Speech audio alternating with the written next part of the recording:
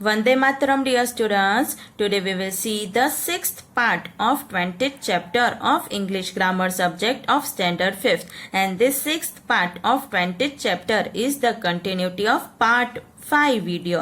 तो बच्चों अपने इस वीडियो में क्या करेंगे, पार्ट 5 के वीडियो को कंटिन्यू करेंगे। यानी कि स्टोरी राइटिंग थी, उसमें अपने अभी तक 4 स्टोरीज देखी थी, अब अपने आगे 5th स्टोरी से देखेंगे। ओके, तो 5th स्टोरी किसकी है? द फॉक्स एंड द गोट की। ओके, तो ये स्टोरी में आउटलाइन क्या है? A fox falls into a well too high to jump out. A goat sees him, asks what he is doing, drinking cool water. Goat jumps into fox on goat's back, comes out, goat left in the well. Moral. तो ये पूरी outline है। तो अब इस पे से story क्या है, चलो देखते हैं। Story: it was a hot summer day. A fox was very thirsty. He went to a well to drink water. He peeped into it and found some water in the well. The fox jumped into the well. He drank water and quenched his thirst. Then he tried to come out, but the well was too deep, so he could not come out. By chance, a goat came that way. She saw the fox in the well. She said to the fox, "What are you doing there?" The cunning fox said, "It is very hot outside, but it is quite cool here. The water is also sweet. Please come down and taste it."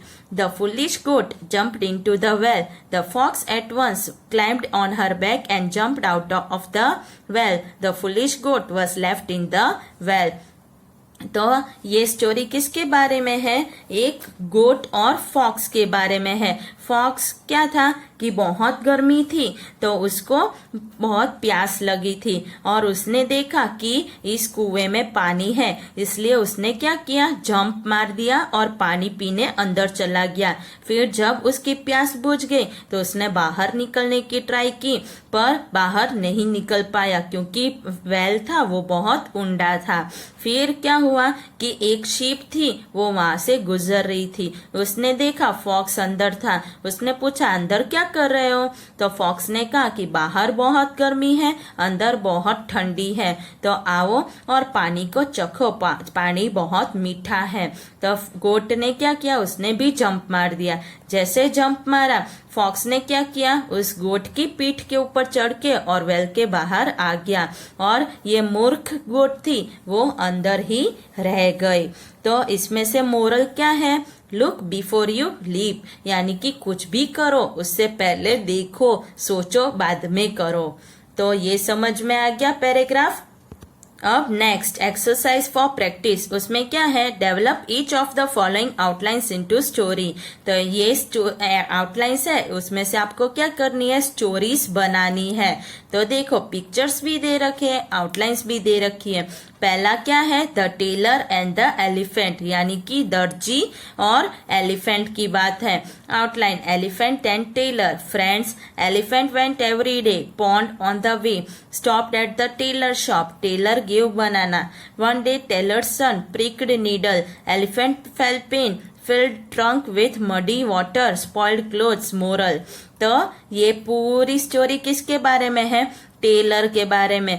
तो elephant है, वो हर रोज pond पे जाता था और रास्ते में एक टेलर की शॉप आती थी, तो वहां पे वो जाता था। टेलर था ये, वो उसको हर रोज बनाना देता था खाने के लिए। एक दिन टेलर का बच्चा था, वो बैठा था, तो जैसे एलिफेंट आया तो उसने क्या की, सुई थी वो उसको चुभा दी एलिफेंट को।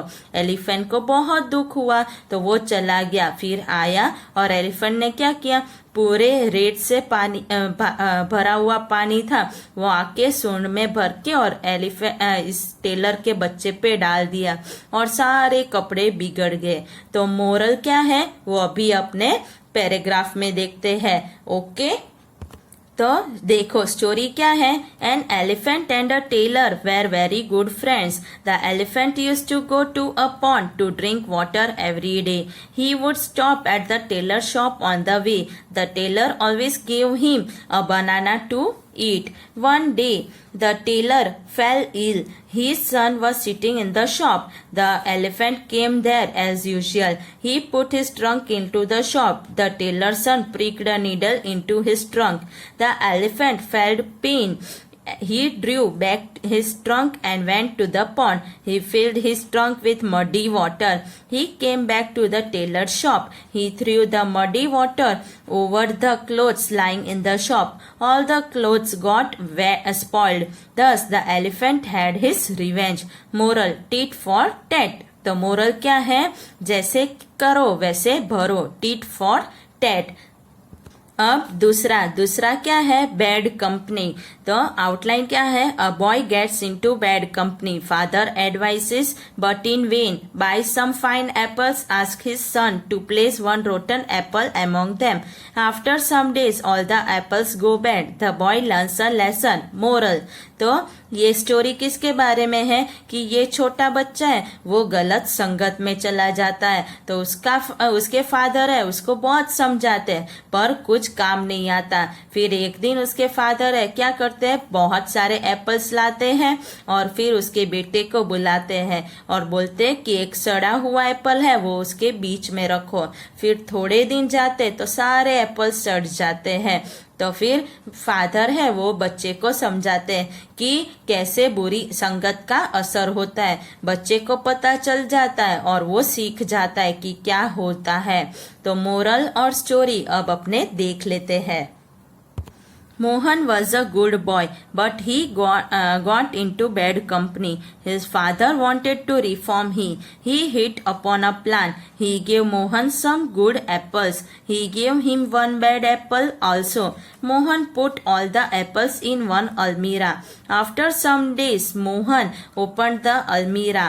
All the apples had gone bad. One bad apple had spoiled all the others. Mohan learnt a lesson. He gave up bad company. His father was happy now. तो ये शॉर्ट स्टोरी अच्छी लगी ना. अब moral क्या है? Better alone than in bad company. यानी कि गलत संगत हो, बुरी संगत हो, उससे अच्छा है कि आप अकेले रहो. तो ये हो गई स्टोरीज. अब क्वेश्चन 2 क्या है? Rearrange the following lines into a story. तो ये क्या है? ए और बी दो स्टोरीज है, वो उसकी जो सेंटेंस है उलट पुलट करके रखे हुए हैं.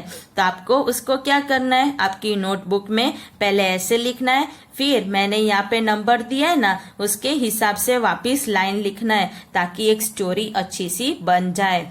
तो उसमें पहला क्या आएगा? फर्स्ट ये आएगा, Ram saw a magic show yesterday. दूसरा ये, the magician showed a number of wonderful tricks. Third, first he took off his hat and put it on the table. Fourth, he covered the hat with a piece of cloth. Fifth, then he moved a stick over the hat. Sixth, he then took the cloth off. And seventh, out of the hat he pulled out 3 chickens.